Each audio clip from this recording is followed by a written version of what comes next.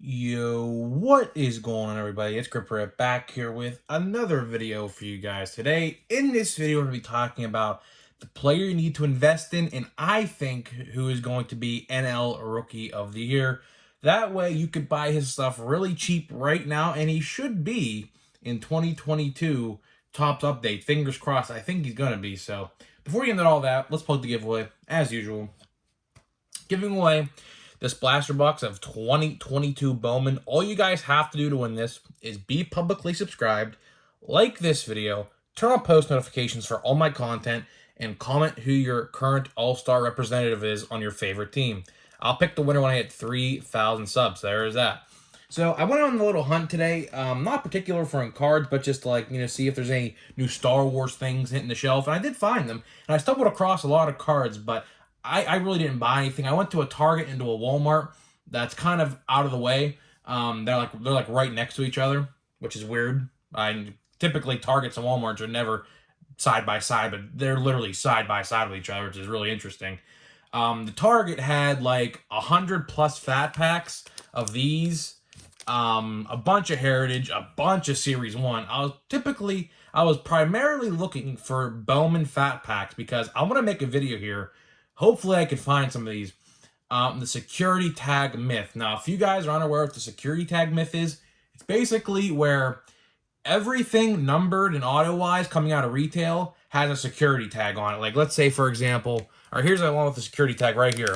So, like, things like these. Like, now, not every one of these is going to have a hit, of course, but all the hits I've seen coming out of retail, like out of these anyways, have had a security seal on them. So, hopefully I'm going to try to find some more of those. I don't know if they're even being stocked no more. I've literally seen those 1 week. They were at my local Walmart, one restock, and I haven't seen them since. So I don't know what's going on with that. Hopefully I can get some more next week before the vendor leaves and a new vendor comes. And yes, that is true, by the way. All Walmarts, if you go to Walmart and get your cards, there's a new vendor. And pretty much you're going to have to figure out when they stock if you want to get cards again. So there is that.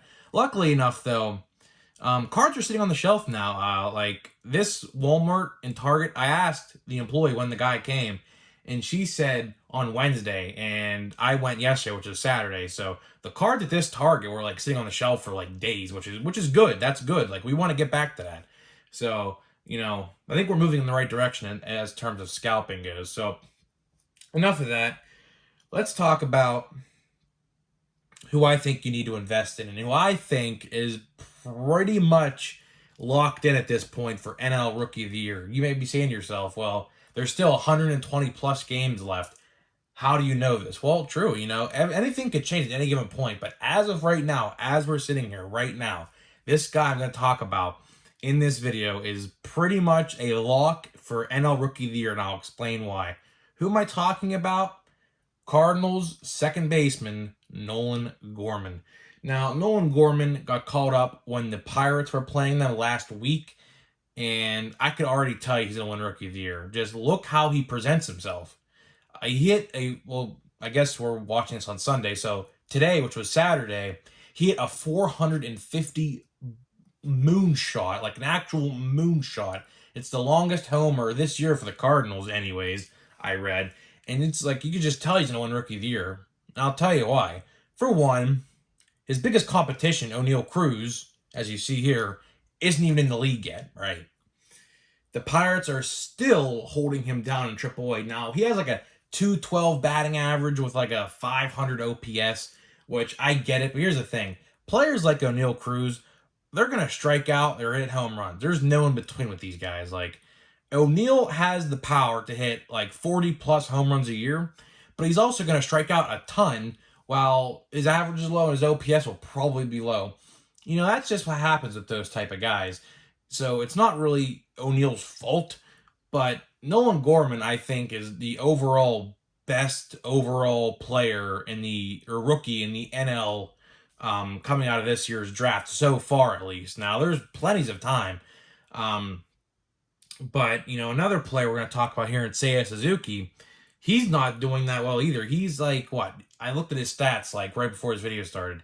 He's batting, I think, 245 with an OPS of 7.775. So the OPS, The OPS is there, but the average, I don't know what's going on. I only watched when obviously the Pirates play the Cubs. Now, he hit 2 home runs on opening day at PNC Park when I was there. Shocker, of course. Why wouldn't he?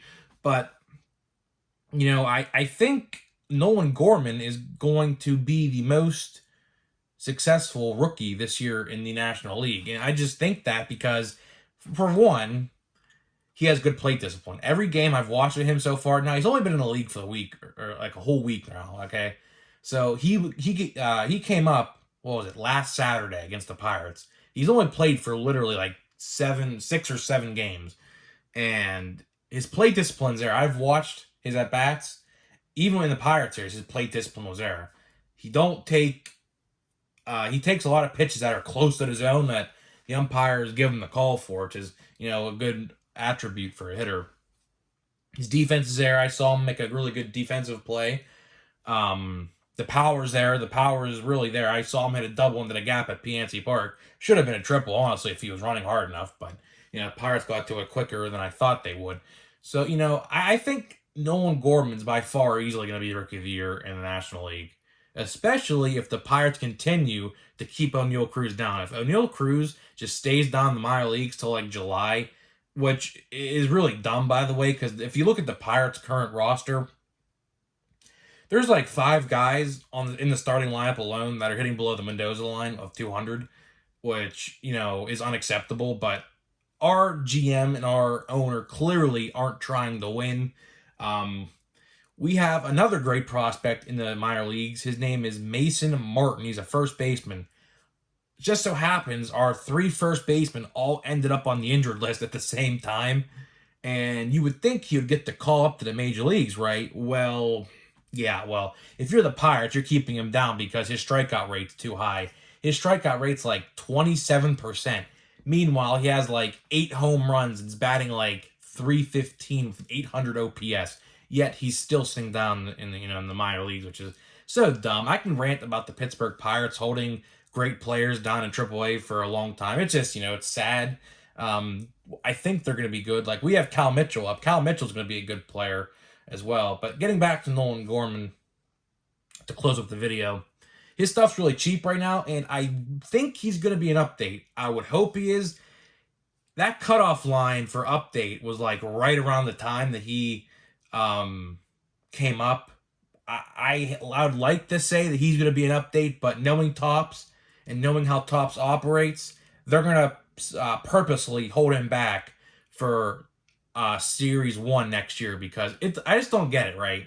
Mike Trout made his debut in July of 2011 and had an update card.